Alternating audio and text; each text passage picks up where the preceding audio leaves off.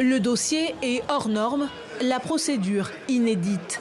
Fin avril, la justice militaire avait demandé la levée de l'immunité sénatoriale de l'ancien président Joseph Kabila, qui bénéficie à ce jour du statut de sénateur à vie.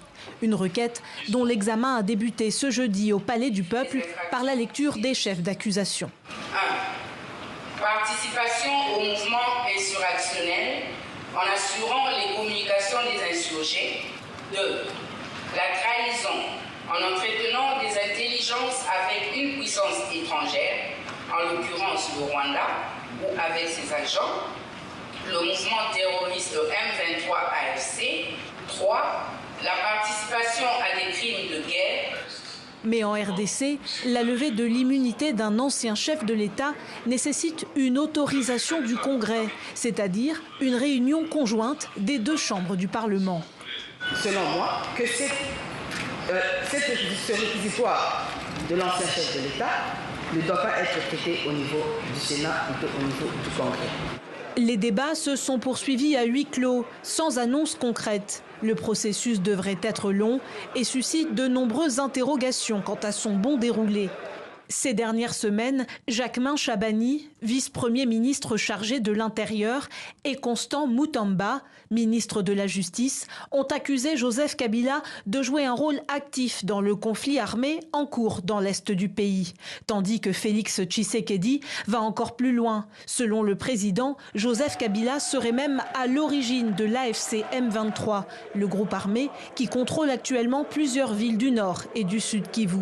De son côté, le parti de l'ex-président, suspendu par le gouvernement, conteste ces accusations et parle d'affabulation. Selon plusieurs experts, une commission chargée d'examiner la requête en profondeur pourrait être. Le dossier est hors norme, la procédure inédite. Fin avril, la justice militaire avait demandé la levée de l'immunité sénatoriale de l'ancien président Joseph Kabila, qui bénéficie à ce jour du statut de sénateur à vie. Une requête dont l'examen a débuté ce jeudi au Palais du Peuple par la lecture des chefs d'accusation. 1. Participation au mouvement insurrectionnel en assurant les communications des insurgés. 2. La trahison en entretenant des intelligences avec une puissance étrangère, en l'occurrence le Rwanda, ou avec ses agents, le mouvement terroriste M23 AFC. 3. La participation à des crimes de guerre.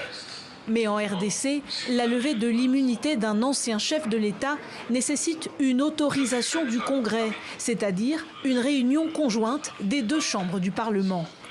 Selon moi, que ce réquisitoire de l'ancien chef de l'État ne doit pas être traité au niveau du Sénat, plutôt au niveau du Congrès. Les débats se sont poursuivis à huis clos, sans annonce concrète. Le processus devrait être long et suscite de nombreuses interrogations quant à son bon déroulé. Ces dernières semaines, Jacquemain Chabani, vice-premier ministre chargé de l'Intérieur, et Constant Moutamba, ministre de la Justice, ont accusé Joseph Kabila de jouer un rôle actif dans le conflit armé en cours dans l'est du pays. Tandis que Félix Tshisekedi va encore plus loin. Selon le président, Joseph Kabila serait même à l'origine de l'AFC M23, le groupe armé qui contrôle actuellement plusieurs villes du Nord et du Sud Kivu.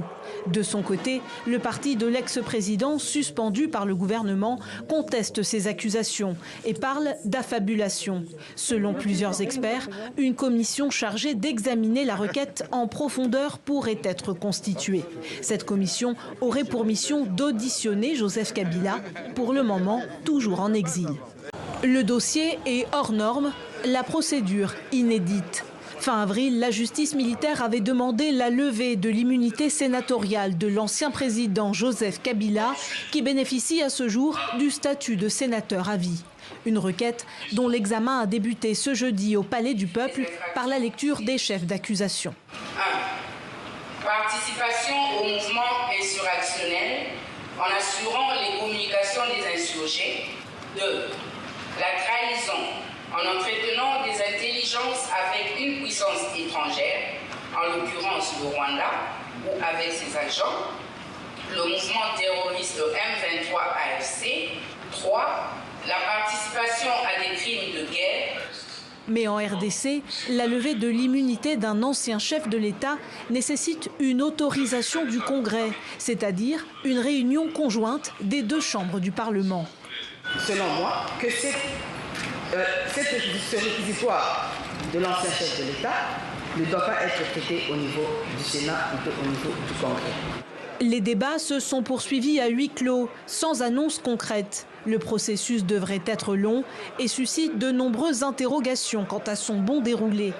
Ces dernières semaines, Jacquemain Chabani, vice-premier ministre chargé de l'Intérieur, et Constant Moutamba, ministre de la Justice, ont accusé Joseph Kabila de jouer un rôle actif dans le conflit armé en cours dans l'est du pays. Tandis que Félix Tshisekedi va encore plus loin. Selon le président, Joseph Kabila serait même à l'origine de l'AFC M23, le groupe armé qui contrôle actuellement plusieurs villes du nord et du sud Kivu. De son côté, le parti de l'ex-président, suspendu par le gouvernement, conteste ces accusations et parle d'affabulation. Selon plusieurs experts, une commission chargée d'examiner la requête en profondeur pourrait être constituée. Cette commission aurait pour mission d'auditionner Joseph Kabila, pour le moment toujours en exil.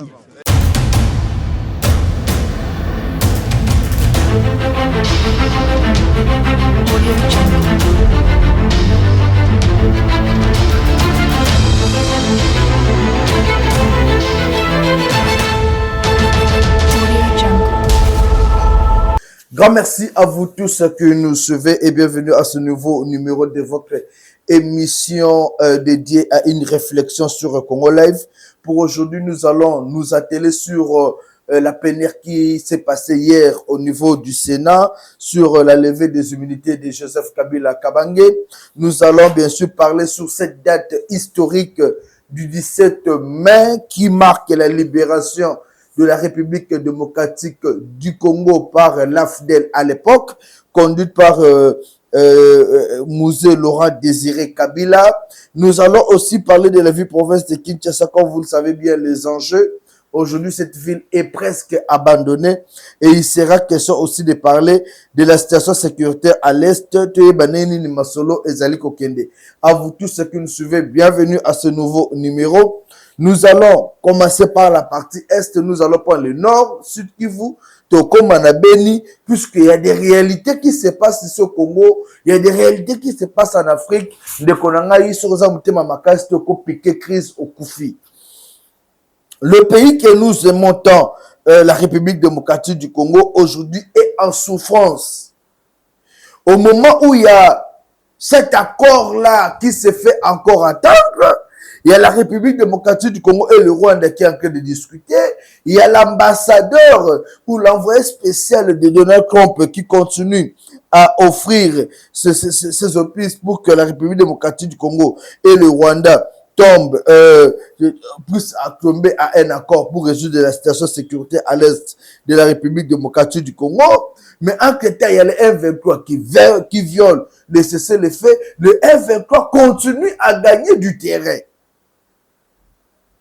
Le M23 continue à récupérer les villages dans la partie nord Kivu. Alors, la population congolaise se pose mille et une questions. Est-ce que les FARDC sont complices? Est-ce que le gouvernement de Kinshasa est complice de ce qui se passe dans la partie Est? Ou tout simplement, le gouvernement de Kinshasa est ignorant de la réalité? Pourquoi on le dit? Vous allez en négociation avec les gens. Vous arrivez sur place, il y a un cessez-le-feu qui est décrété. Tous savons que c'est le M23, le Rwanda n'est pas soutenu par M23. Rwanda n'est pas soutenu par M23. Salaboué. Alors, ce qui te signé cessez-le-feu dans le Rwanda, c'est-à-dire le Rwanda a reconnu officiellement que biso ne pas soutenu par Batouana. Basa la guerre armée congolaise. Mais comment est-ce que vous signez cessez-le-feu dans Batouana, mais Rwanda a péqué si Batouana va continuer à attaquer biso guerre réseau Koba? Est-ce que de nous-mêmes attaque intellectuelle, on ne sait pas comprendre qu'il y a quelque chose qui cloche? Rwanda le but de signer cessez-le-feu, tu fais un biso, tu dis bon ça va ma camboussili. Mais en temps, boye côté souterrain ba M23 à travers connaît ngalobi makambo bosal kuna na roi de tali bisote lito dialoguer na Tshisekedi, c'est-à-dire on veut jouer un double jeu à Tshisekedi et au gouvernement de Kinshasa. C'est quoi le double jeu? Un, le Rwanda vient andimi accord et a cessé le fait na Tshisekedi.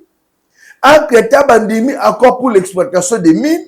Le Rwanda se sauve, va continuer à exploiter nos mines. Deuxième, et là, il y a ma double jeu, c'est quoi? On va envoyer Nanga.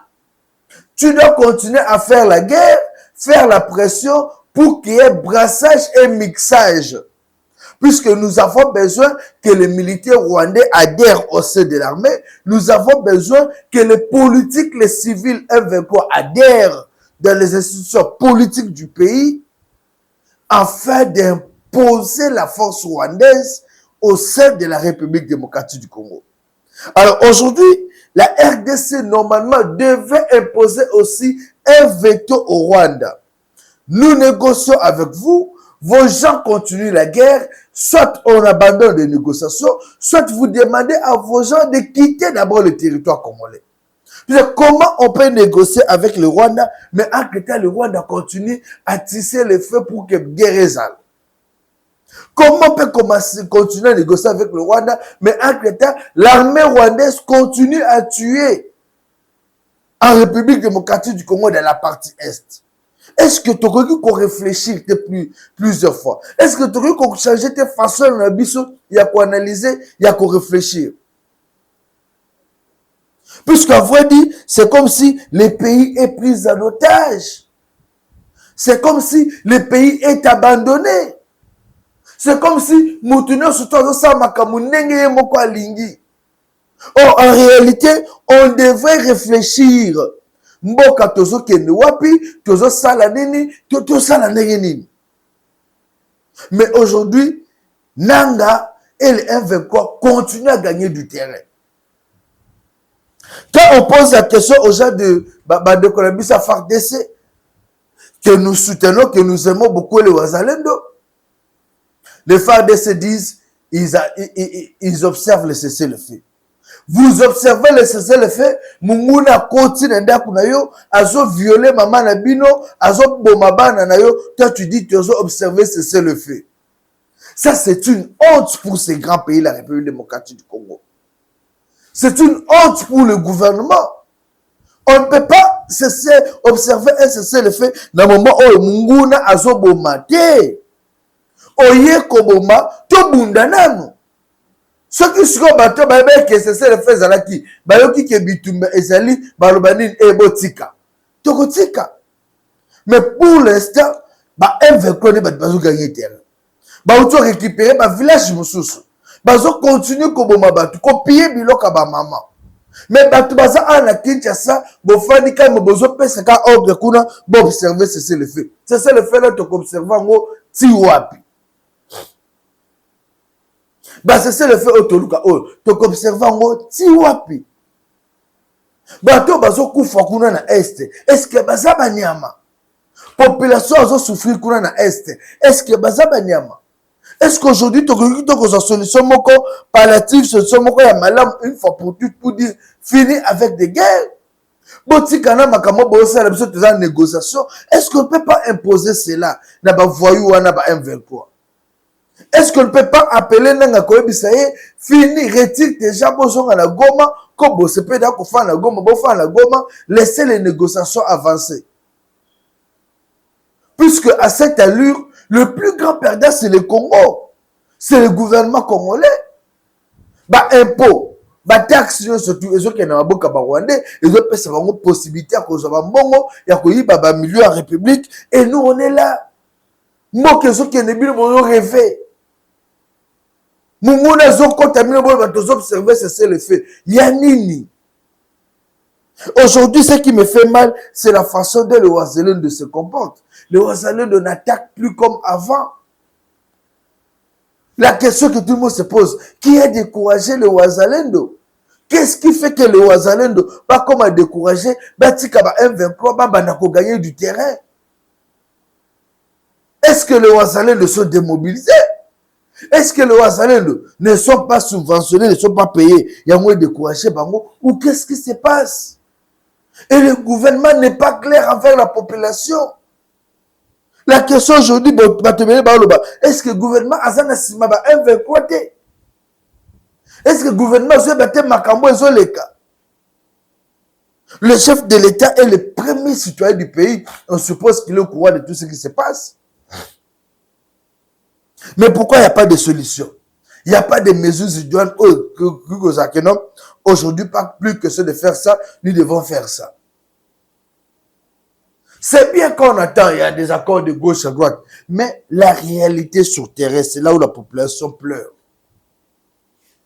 Les États-Unis d'Amérique affirment avoir fourni à Félix Tshisekedi et Paul Kagame un premier projet d'accord de paix, déclare Mossad Boulos, conseiller principal des États-Unis pour l'Afrique. Je vous lis. L'Américain affirme que cette semaine, j'ai eu des conversations fructueuses, constructives avec le président Félix Tshisekedi et le président Paul Kagame, alors que nous travaillons à garantir un chemin vers la paix. Le premier projet d'accord de paix fourni aux deux parties travaillent pour intérêt sur l'accord afin de parvenir à un consensus. Résoudre les différends de longue date est un travail difficile et nous sommes déterminés à y parvenir. Nous attendons avec intérêt de poursuivre le dialogue pour parvenir à une résolution, explique le collaborateur de Donald Trump sur Twitter. La République démocratique du Congo et son voisin, le Rwanda, avaient signé une déclaration de principe à Washington sous la médiation américaine en vue d'un accord pour la paix dans la partie est de la RDC, Kinshasa. Ceux qui n'attendent le texte aux Aponanini, M. Boulos, qui est l'envoyé spécial de Donald Trump en Afrique et ici en République démocratique du Congo, souvenez-vous que Ayaka Aouana Kinshasa, Akutana Félix Tshisekedi, Akei na Rwanda Akutana Paul Kagame, Akei Akutana Museveni, il a parlé juste de la paix dans la partie Est. Et c'est grâce à lui que nous avons vu Madame Thérèse Kaikwamba, qui est la ministre des Affaires étrangères, na ministre des Affaires étrangères ya Rwanda, bafana qui na table sous la médiation américaine, basignaka accord ya cessé le fait ya paix. Mais aujourd'hui sur terrain, les différences sont énormes, comme lui-même a signifié dans toute l'année. Les différences, c'est quoi? Il y a eu des antécédents et ça fait plusieurs années. Et aujourd'hui, pour répondre à ces antécédents-là, résoudre ces problèmes-là, et ça, solution. C'est un grand boulot, comme lui-même l'a dit, et ça doit prendre du temps. Ce qui me réjouit dans tout ce que j'ai lu là, c'est que là où il dit, les différents de plusieurs années, c'est pas facile de travailler sur ça, mais nous allons y parvenir. C'est la foi là, la conviction de dire nous allons y parvenir qui m'intéresse. Puisque aujourd'hui, la population congolaise veut à tout prix comment que RDC et comment vivre calme. La population congolaise veut à tout prix que la paix soit rétablie dans la partie Est. Et nous encourageons les efforts américains, nous encourageons les efforts de la République démocratique du Congo et du Rwanda afin de résoudre cette crise définitivement. Responsabilité de notre gouvernement.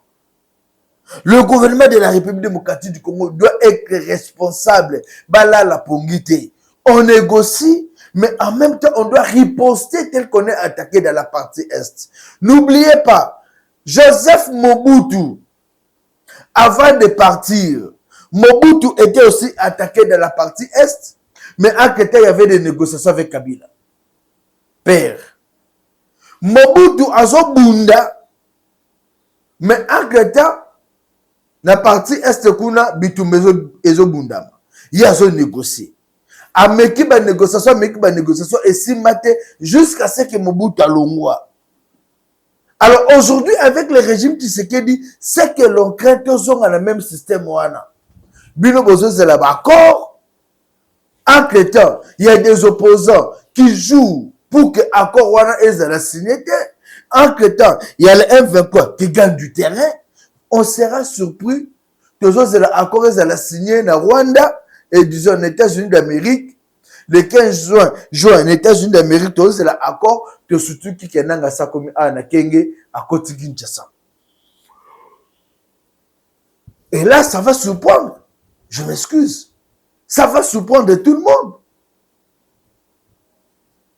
Et d'où le gouvernement congolais ne doit pas se contenter seulement que tous les accords sont signés. Le gouvernement congolais doit prendre des dispositions pour que ceux qui va M23 attaquer, que nous soyons aussi capables de répliquer.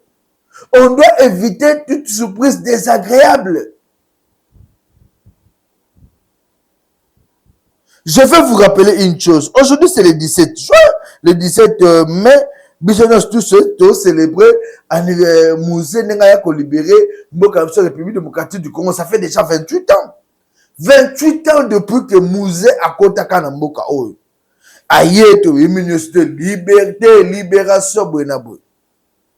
Mais après presque 2-3 ans, il était assassiné. C'est quoi l'héritage de Mouzé? Mouzé nous a laissé l'héritage de ne jamais trahir le Congo. Mouzé nous a dit, ne jamais trahir le Congo na combat na ye. Le 3e président de la République démocratique du Congo. Alors, Yango. Mouzé avait l'esprit Yakoya a délivré la République démocratique du Congo de la dictature de Mobutu. Et on avait tous appuyé. Moi, je parle de on, puisqu'on est tous Congolais. À l'époque, on était Zaïrois. Et étant donné que Azalaki n'a appui populaire, Mouzé est arrivé à Kinshasa, Kabila est parti. Mais l'erreur de Mouzé, c'était de se faire accompagner des Rwandais, comme c'est le cas aujourd'hui avec Kagame, avec Nanga. C'est là où il y avait l'erreur de Mouzé. Mouzé ne devrait pas collaborer avec le M23, le Rwanda. Mouzé ne devait pas signer un accord avec le Rwanda et l'Ouganda. Ces gens-là arrivant à Kinshasa, la première des choses, ils ont imposé à Mouzé un chef d'état-major rwandais. Et quand les Congolais ont manifesté, Mouzé a voulu Kobaluka pour défendre l'intégrité de notre pays, ne jamais créer le Congo. Malheureusement, il n'avait pas mis beaucoup de temps, puisque ces gens-là avaient déjà un plan. Comme tu nous as créé, tu as créé ce qu'on avait signé comme accord avec toi, c'est toi qu'on doit éliminer. Et Mouzé était éliminé. Mouzé a combattu pour l'unité nationale. Aujourd'hui, le pays est divisé. Aujourd'hui, le pays est divisé. Aujourd'hui, c'est tout le monde. Sur le qui il y a Moulouba. Il y a Moulouba. Il y a Mouswahili. Il y a Congo. Le pays est divisé. Il n'y a plus l'unité nationale. Voilà le Congo place Tokomi. Oh, Mouzé s'était battu pour l'unité nationale. Congolais bazala esika moko. Comme Mobutu l'avait dit. Ekolo moko, tatobe moko, maman moko, bisone se tout ça bana ya mutu moko. Mais aujourd'hui, l'unité nationale est en péril. L'unité nationale est en péril. Moutula moutazo s'occuper na makama province na ye. Se remettre l'histoire au côté, où était l'ingate. Oh, on devrait continuer avec cet héritage-là de Mouzé. Il y a qu'à garder l'unité nationale, de protéger nos affinités et ces grands pays. La deuxième chose, c'est le débat les grands débats congolais. Les grands débats congolais. Le lot congolais, il faut que ça un grand débat. Un grand débat, ce n'est pas un débat basé sur les individus. C'est un débat basé sur les idées. Qu'est-ce qu'on doit faire pour développer ces grands pays, la République démocratique du Congo? Qu'est-ce qu'on doit faire pour que ces pays puissent se développer? PSO en Est, Makamba Bitumbe, la frontière, ils la protéger. Tout le monde il y a la colonisation française, tout belge, autre subira. Et voilà, Mouzé s'est battu pour ça. Les nationalistes gagnent les élections. Alors, nous devons aujourd'hui travailler sur ça. Imaginez dans les Katanga là-bas, il y a les Luba et les Kassaïens. Souvenez-vous de l'histoire de 1992. Bakatakatanga. On a tué les Kassaïens là-bas, homme. Le vieux Kungu Wakumanza en connaît quelque chose. Paix en son âme via Koufa. Et tous ces modes-là, Bazara qui bloquaient unité zate. Bazou Bakassé, Babito Ngabakassé, Titobomi Bango. Mais aujourd'hui, les Kassé habitent ensemble. Les Kassé habitent ensemble. Les Kassé, les Katakatanga, les Luba, ils habitent ensemble dans les Katanga. Et c'est là où on doit travailler sur l'unité. Tout ce qui a division. Tout ça là-bas, tout prôner unité, la cohésion nationale. Ne jamais cailler le Congo, c'est aussi ça. Là, ce sont des valeurs congolaises. Tout protéger mon cannabis, chers compatriotes. Et après Mouzé, il y a eu un certain Joseph Kabila Kabange qui est arrivé. Je ne vais pas parler de lui. Je vais parler de lui à un certain moment. Chers Congolais, Mouzé nous a légué un pays béni, sécurisé. Mouzé nous a laissé l'héritage de ne jamais cailler le Congo. Aujourd'hui, nous célébrons le 28e anniversaire depuis que Mouzé a le cas et nous devons garder en tête l'esprit de l'unité. L'esprit de ne pas cailler le Congo, de toujours défendre l'intégrité de ce grand pays que nous aimons tous. Voilà, chers compatriotes, je vais changer de sujet. Comme vous le savez bien, à 19 ans, Joseph Kabila avait pris le pouvoir dans ce pays, la République démocratique du Congo.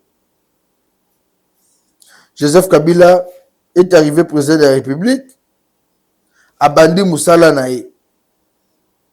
A bandi ko travailler Moussala Naye. 18 ans après, Kabila n'est plus président de la République.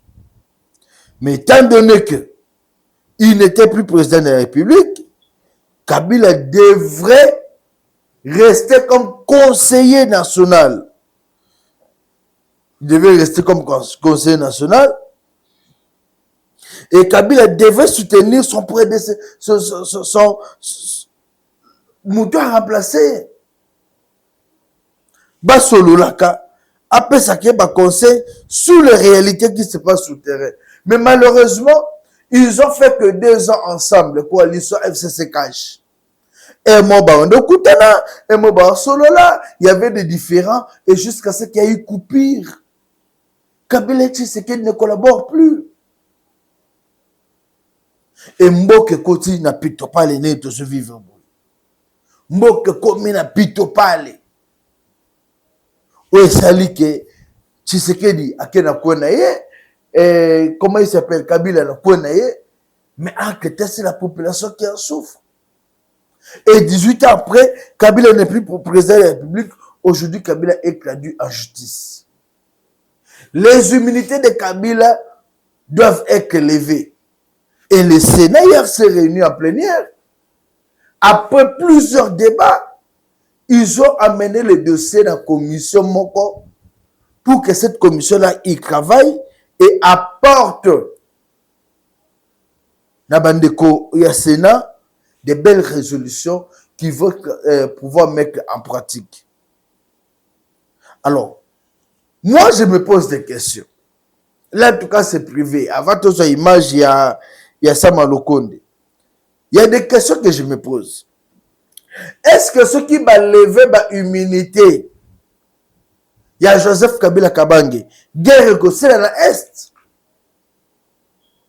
Bon, et puis ça que oui, ceux qui va lever l'humilité, il y a Joseph Kabila Kabange, guerre écossais dans l'Est. Ceux qui va lever l'humilité, il y a Joseph Kabila Kabange. Est-ce que les sociétés de la population va changer? Tu as comme à 3 fois. Tu vas nommer la main bien. Courir, ben, nous connaissons les sous-soutés. Mboke, comme à Kimia. Ceux qui va gagner Joseph Kabila Kabange.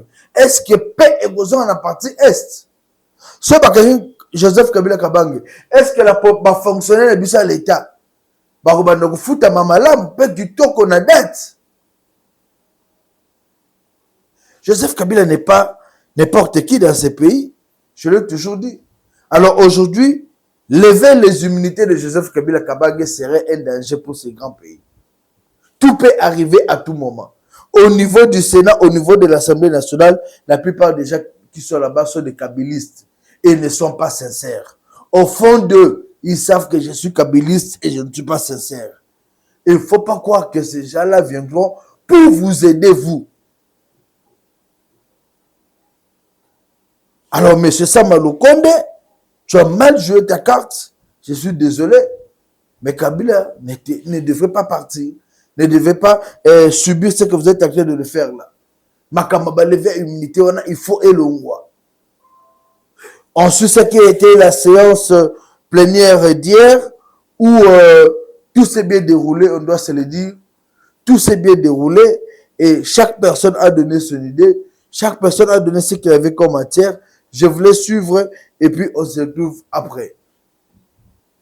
Le dossier est hors norme, la procédure inédite. Fin avril, la justice militaire avait demandé la levée de l'immunité sénatoriale de l'ancien président Joseph Kabila, qui bénéficie à ce jour du statut de sénateur à vie. Une requête dont l'examen a débuté ce jeudi au Palais du Peuple par la lecture des chefs d'accusation. 1. Participation au mouvement insurrectionnel en assurant les communications des insurgés. 2. La trahison en entretenant des intelligences avec une puissance étrangère, en l'occurrence le Rwanda, ou avec ses agents, le mouvement terroriste M23 AFC. 3. La participation à des crimes de guerre. Mais en RDC, la levée de l'immunité d'un ancien chef de l'État nécessite une autorisation du Congrès, c'est-à-dire une réunion conjointe des deux chambres du Parlement. Selon moi, que ce réquisitoire de l'ancien chef de l'État ne doit pas être traité au niveau du Sénat ou au niveau du Congrès. Les débats se sont poursuivis à huis clos, sans annonce concrète. Le processus devrait être long et suscite de nombreuses interrogations quant à son bon déroulé. Ces dernières semaines, Jacquemain Chabani, vice-premier ministre chargé de l'Intérieur, et Constant Moutamba, ministre de la Justice, ont accusé Joseph Kabila de jouer un rôle actif dans le conflit armé en cours dans l'est du pays. Tandis que Félix Tshisekedi va encore plus loin. Selon le président, Joseph Kabila serait même à l'origine de l'AFC M23, le groupe armé qui contrôle actuellement plusieurs villes du nord et du sud Kivu. De son côté, le parti de l'ex-président, suspendu par le gouvernement, conteste ces accusations et parle d'affabulation. Selon plusieurs experts, une commission chargée d'examiner la requête en profondeur pourrait être constituée. Cette commission aurait pour mission d'auditionner Joseph Kabila, pour le moment toujours en exil.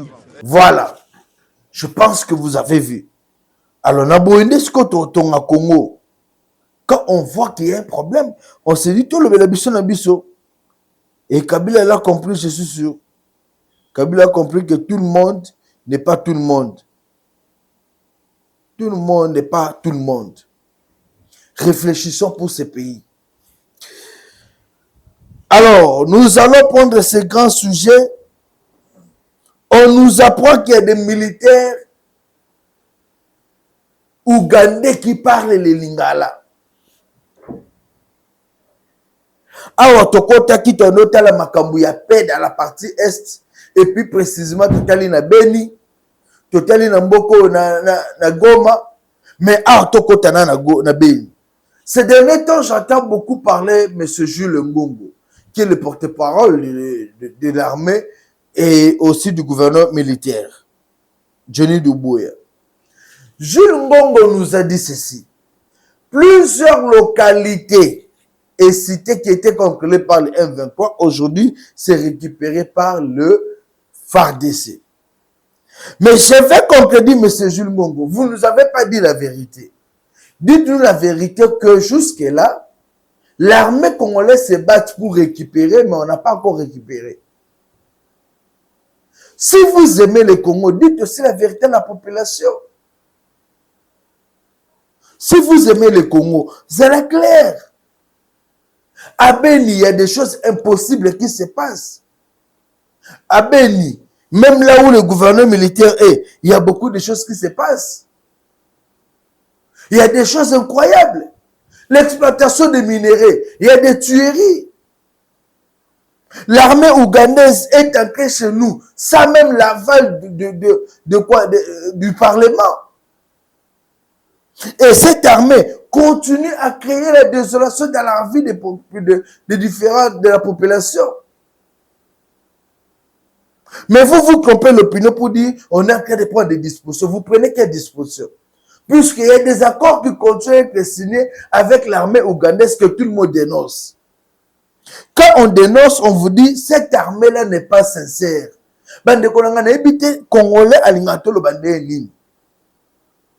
L'armée ougandaise vient à République démocratique du Congo pour exploiter le pétrole dans le Nord Kivu, dans le Sud Kivu.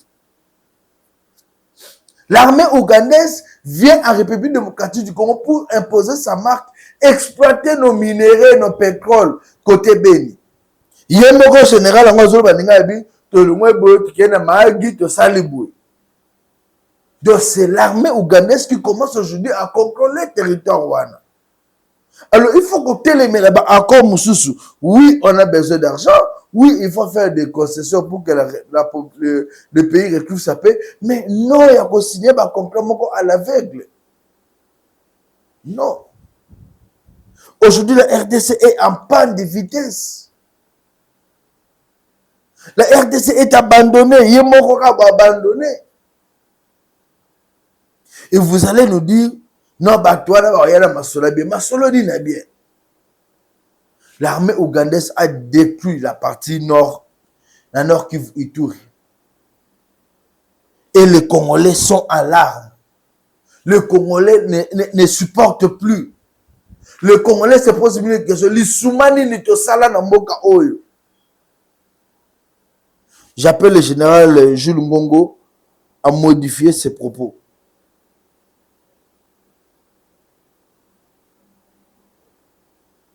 Alors, chers compatriotes, nous allons prendre cette image de ce général qui était en train de parler en lingala, a signé d'accord, a parlé sur les accords qui sont déjà signés entre la République démocratique du Congo et l'Ouganda par rapport à la coopération aux alliés. Mais jusqu'aujourd'hui, on nous parle de la paix, accord de paix, accord de paix. Or, nous savons tous que Ougandais ont soutenu M23. Ce accord de paix, est-ce que la population qui est accord wana? Est-ce que tu as un accord wana? Est-ce que tu as une vraie information accord wana? On suit la vidéo et puis on se coupe pour continuer. Security chiefs in the Eastern Democratic Republic of Congo and their counterparts of Uganda have agreed on a promotion of peaceful coexistence between the citizens of the Democratic Republic of Congo and Uganda in championing peace in the two countries. This was on Monday during the signing of communique in Mahagi town in a bid to strengthen cross-border security between the two countries. Signing of the joint cross-border communique at Mahagi town of DRC was spearheaded by the Deputy Director General of Internal Security Organization in charge of West Nile and Eastern Congo, Lieutenant General Idi Taban, who led the Ugandan delegation, and Canon Desanua Lalua Jacques, the administrator of Mahagi territory, who led the Congolese delegation. When I came back here before, on our Congo side, it was very worse. When Ugandans crossed this side in Congo, problem, barriers. Mais baada tubandiri réunion na lieutenant general gouverneur ya Ituri. Well, but when we started the meeting with Lieutenant General Johnny Lubaka, who's the governor of Ituri province, tubandaki na Aru. We started in Aru. Tukea Ariwara. We went to Ariwara. Tuko tuwe na Arua. We came back to Arua. Tukome na Mahagi. We are now in Mahagi. Ava Mahagi tuzaki na Nebi. Before Mahagi, we were in Nebi. Oyo nyoso makambo ya pe. All that is looking for peace. According to Lieutenant General Idi Taban, there is a need to educate citizens from both sides to understand the importance of coexistence as a tool to peace between DRC and Uganda. tout temps qui s'abattoir civil na bisawa. We have to educate and give educations to our people here, telling them that they have to bear their mind that they have their brothers in Uganda. If there is any challenge, any issue regarding maybe their safety or what and so on, let them report to us, and we have to do the same also. And then the populations observe that authorities are together working jointly. They will feel that we have to be one also like our authorities. The in charge of the Mahagi liaison sector, Catherine Akumu Mavenjina, appreciated the collaboration between the presidents of Uganda and DRC for the initiatives they have created for peace in communities. I want to add my voice in thanking both him and President Tshisekedi for really thinking seriously about peace, security, and development in our two countries. I must say for a very, very long time, we have depended on one another in terms of trade, in terms of joy, and would like our good relations to continue. Colonel Desanoa Lalua Jakiz, the administrator of Mahagi territory, reaffirmed his commitment for good relations existing between the two presidents of Uganda and the DRC. N'attendons pas qu'il y ait des problèmes pour entrer en contact avec nos frères. Yeah, means there is no need to wait that an issue be erased or an issue appears or cut. No, we have to get to be in touch at each and every time so that we can be able sharing all our ideas on the mechanism, on the strategies to set up. And that will make us, make the team to be able to address small things which can affect our relations.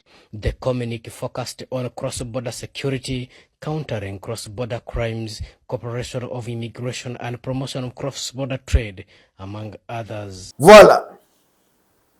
Chers Congolais, aimons ce pays. Botika Bondoki, aimons ce pays. Botika ba détournement et lokoso bomanga na mboko lokwa ba détournement ezate et non so na émission mi balé na obete bini sur ba détournement tout les mboka na biso to reconstruire mboka na biso ke liboso so bolingo be mboka o liboso te bolingo tout ça mais qu'est-ce que vous voulez? Qu'est-ce que vous voulez? La partie est aujourd'hui est comme COP. C'est ça la partie Est. Et comme le roi Bautour. Voilà la partie Est. Tout le monde veut exploiter, tout le monde veut faire ce que bon le semble. RDC, c'est un pays où tout le monde peut faire ce que bon le semble. Même les chefs de l'État, des fois, est injurié, critiqué par ces mêmes personnes qui sont au sein de l'Union sacrée. Mais appelez-lui, discutez avec lui.